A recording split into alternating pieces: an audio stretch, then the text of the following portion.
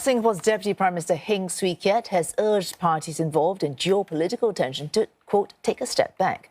Mr. Heng says flashpoints in the Taiwan Strait, the South China Sea and the Korean Peninsula have made peace more brittle. He says there must be stability for Asia to unlock its growth potential. Deborah Wong has more on the Belt and Road Summit in Hong Kong. No one wants war, but with intensifying strategic competition in the absence of trust, the next flare-up or miscalculation could shatter the peace. Mr. Heng's urgent plea echoes fellow ASEAN ministers' calls for collaboration and stability. Now, it's seen as the cornerstone if the region is to benefit from opportunities open up through infrastructure development. We must steer away from such a precarious future. This requires all parties to take a step back, to ratchet down the tensions, to keep the region open and inclusive, maintain open and constructive channels for dialogue, and identify common grounds for cooperation.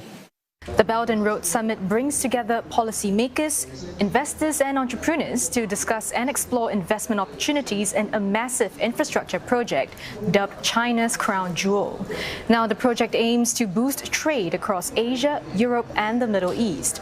Trade along the route has exceeded US $10 trillion to date. But for that to work, Mr. Heng says regional growth should be driven by collaboration and partnerships, and that such projects should be bankable and environmentally sustainable. Connectivity among like-minded partners can also bring the region and the world closer together. One example is the landmark Regional Comprehensive Economic Partnership, a multilateral trading bloc comprising ASEAN member states, as well as other economic powers like China and Japan.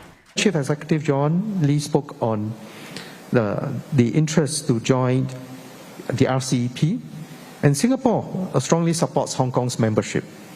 Hong Kong is an international financial shipping and trading center and a key gateway for China. Hong Kong can contribute in many ways to the vibrancy of the region. Mr. Heng met Hong Kong's new leader, John Lee, ahead of the summit, where they committed to deepen ties in areas such as economic resilience, public health and contributions to regional growth.